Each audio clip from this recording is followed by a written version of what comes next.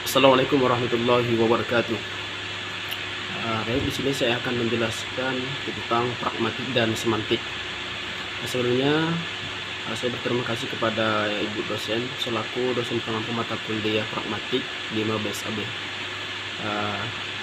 Jadi di sini semantik adalah kajian tentang makna, apakah itu makna kata atau makna frasa dan atau kalimat.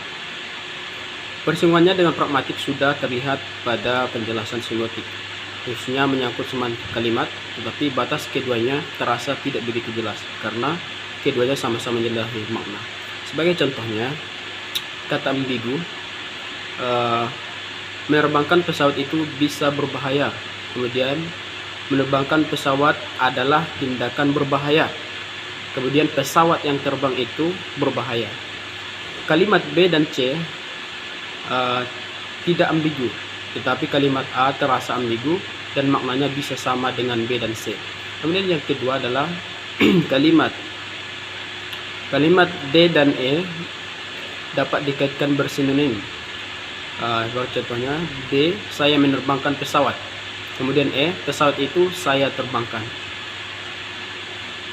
Kalimat aktif dan pasif biasanya memang bersinonim, kalaupun linguistik struktural atau sintesis membahasnya, maka ketertarikannya bukan terletak kepada kesinoniman, melainkan kepada perbedaan struktur atau bentuknya. Kalaupun semantik membahas kesinonim itu makna, maka yang dibahas sinonim itu dari makna lugasnya, tetapi semantik pasti tidak mempersoalkan. Misalnya, mengapa penutur menggunakan kata saya dan bukan aku atau hamba. Pragmatik tidak mengenal adanya pengertian ambigu atau taksa dan sinonim. Bagi pragmatik, tidak ada kalimat yang ambigu, tidak ada dua kalimat yang bersinonim. Kalimat itu selalu harus dikaitkan dengan konteks. Kalimat A tidak ambigu kalau dikaitkan dengan konteks dalam percakapan berikut. A, kamu kan baru belajar teori, bagaimana caranya menerbangkan pesawat terbang? Kemudian B, tapi saya ingin mencobanya. Pak. Pesawatnya sudah dites, bagus. Kemudian A, saya tahu kondisimu. Kau lupa satu hal, menerbangkan pesawat itu bisa berbahaya. Pesawatnya memang tidak membahayakan kamu, tetapi kamu justru membahayakan pesawat. Bandingkan pula konteks cakupan dari masing-masing kalimat D dan E adalah A, apa yang kau lakukan besok? Kemudian B, saya menerbangkan pesawat. Dan H, kamu apakah pesawat itu? Apa yang terjadi? Pesawat itu saya terbangkan. Baru beberapa menit, baling-balingnya terasa kurang bebas, lalu saya turunkan. Begitu pula bagi semantik. F dan G dianggap sinonim. F, kau apakan pesawat itu? Kemudian G, saudara apakan pesawat itu? Analisis kajian pragmatik dari kedua kalimat di atas maknanya memang sama. Kata saudara dan kau dalam kedua kalimat itu juga sama maknanya, namun masih tetap ada bedanya. Pragmatik akan memperhatikan juga siapa mengujarkan kalimat itu dan kepada siapa ujaran itu digunakan. Artinya, pragmatik memperhitungkan bukan hanya kalimat itu saja, melainkan juga penutur dan petuturnya, yaitu lawan tuturan, karena keduanya termasuk unsur konteks. Pragmatik mungkin mengambil simpulan bahwa kalimat F diujarkan oleh seseorang petutur yang cukup akrab dengan petuturnya, atau posisi petutur lebih tinggi daripada petuturnya. Tetapi dalam kalimat G, hubungan petutur dan petutur agak formal, misalnya antara instruktur. Jika ada orang yang mengatakan bahwa semantik itu mengkaji makna, sedangkan pragmatik mengkaji maksud, bahwa ada yang menyebut pragmatik sebagai ilmu maksud. Maksud itu dapat ditentukan berdasarkan situasi ketika ujaran itu terjadi. Berdasarkan hal itulah, maka Leeds memberi batasan pragmatik sebagai studi tentang makna dalam hubungannya dengan situasi-situasi tur. Ada beberapa petikan pendapat yang mengajukan beberapa patokan sebagai berikut. Representasi semantik, suatu kalimat berbeda dengan interpretasi pragmatiknya.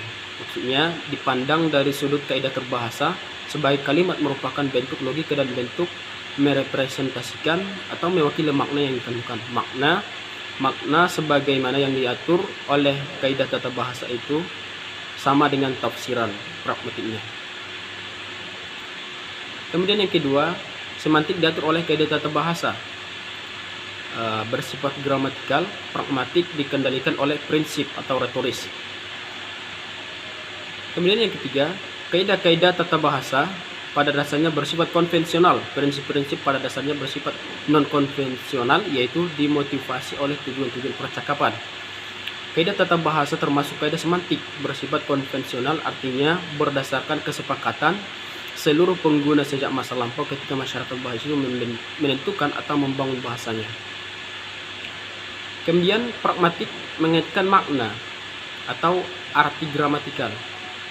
Suatu ujaran dengan daya pragmatik ujaran tersebut sudah kita maklumi bahwa menurut kaidah maka sebuah kalimat dapat dipresentasikan atau dijelaskan menurut bentuk formalnya. Pragmatik harus menjelaskan kaitan antara kedua makna, yaitu antara makna sebenarnya dengan apa yang disebut daya lokasi. Kemudian yang kelima ada korespondensi gramatikal ditentukan oleh kaidah-kaidah pemetaan atau koresponden pragmatik ditujukan dengan masalah-masalah dalam pemecahannya.